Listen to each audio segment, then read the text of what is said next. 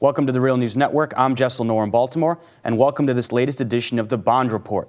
Now joining us is Patrick Bond. He's the director of the Center for Civil Society and a professor at the University of KwaZulu-Natal in South Africa.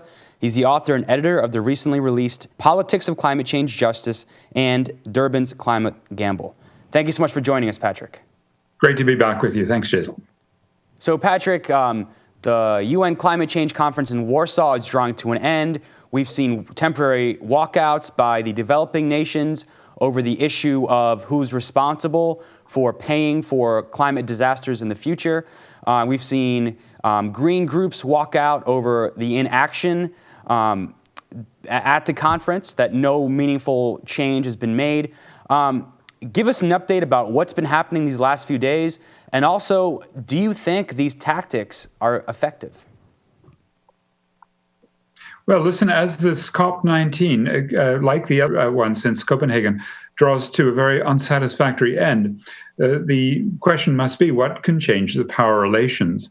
And so we have seen quite a bit of drama unknown in the COPs, in which not only civil society, which back in the Copenhagen 2009 COP actually were pushed out when they were protesting inside, and they protested in Durban, South Africa in 2011 and were kicked out, a good many of them. But also now 132 groups for 3 hours walking out the day before the final schedule closure because of the loss and damage clauses, which are very ineffectual. Right now, there's no real provision to handle the liability that the North owes for over-consuming its fair share of the climate space. And basically the costs of these enormous disasters, such as the ones hitting the Philippines this year and many other third world countries, as well as northern countries in recent years, Hurricane Sandy last year, doing about $60 billion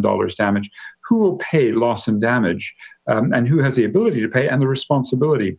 An obvious question for the worst catastrophes that humankind has ever produced, these climate catastrophes. But until last year, loss and damage wasn't even permitted to be uttered in the COPs because it was just too sensitive a question, this question of liability.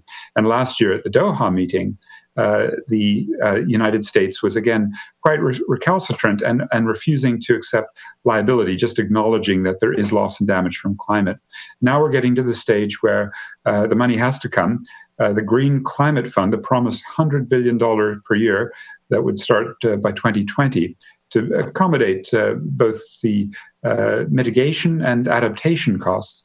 That's going to be grossly inadequate. And now we're seeing very justifiably very angry country representatives saying, we're being damaged, our countries are sinking, our ice caps in the mountains are melting, our droughts and floods in Africa are getting worse and worse, and now we need someone to pay the bill because we didn't cause this damage.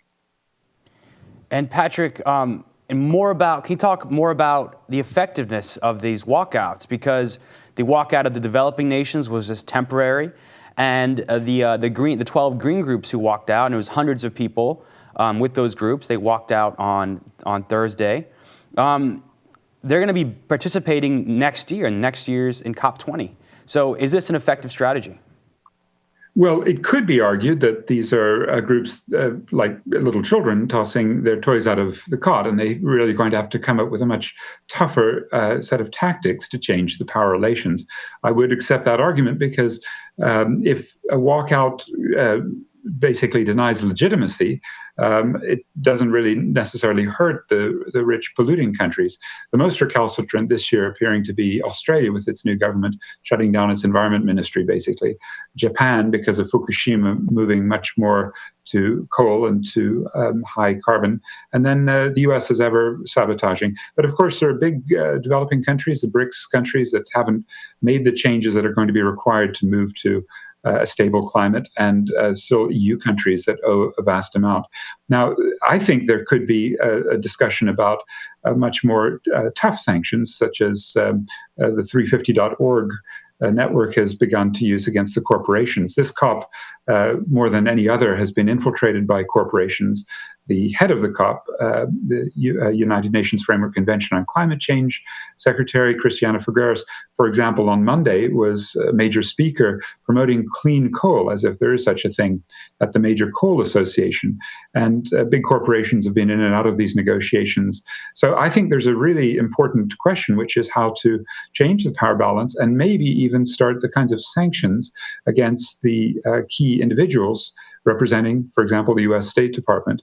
Once the social movements that are active on climate, especially the climate justice camp, decides to take tougher action, they'll learn a lot about boycott, divestment, sanctions from past campaigns, for example, against South African apartheid or currently against the Israeli occupation of Palestine.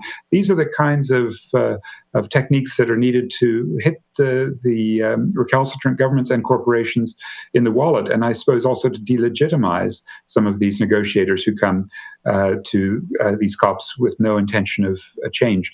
In the next COP, which will be Peru, a year from now, we won't see much difference. And the big COP, Paris, the COP 21, that's meant to be in 2015, the real crunch time to set up a new agreement. And I think we have to have climate justice activists honing tools and third world governments that are going to be hardest hit, becoming much tougher, not just a temporary walkout in the loss and damage section, not just a walkout by civil society, but really the kind of pressures that people, for example, found in Seattle in 1999, really preventing delegates going and doing damage.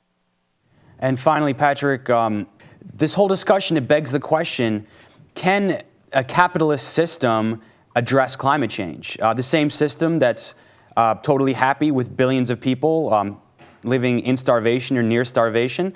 In a capitalist society, will action only be taken when it's already too late, when it's not, when it becomes the interest of large corporations to actually address this? Well, I was impressed, Jaisal, that in my few days in Warsaw, the debate began to open up about whether the techniques of capitalism would be effective, and indeed whether a post-capitalist planning of the environment and planning of our agricultural and energy transport, production, consumption, disposal systems might be required. Now, this is very difficult in a place like Poland because of its bad experience with the sort of Stalinist version of what they call socialism. But I think an eco-socialist approach may be indeed required, at least at this stage, for discussion. And in many places, the US included, it's very, very difficult to talk about a non-capitalist approach. But if you think about the major technique that capitalists have been using, there are two broad ones. One is a general set of geoengineering and other false solutions to try to find technical fixes for profit that might somehow or other lower carbon emissions. That just seems to be a fantasy. And the second fix is the privatization of the right to pollute, in a sense, the commodification of the air. That's called carbon trading. And this COP19 pushed very hard to get carbon trading more broadly accepted as a world program, even though the European version has failed quite dramatically. And it's a very good question to ask the proponents. If we can't see the bankers who are really in charge of these financial markets in trading of emissions, they're unable to fix their own internal problems in the financial markets, how can we give them the responsibility to fix the planet's major crisis? Patrick Bond, thank you so much for joining us. Thank you. You can follow us at The Real News on Twitter. Tweet me questions, comments, story ideas at Jessel Noor. Thank you so much for joining us.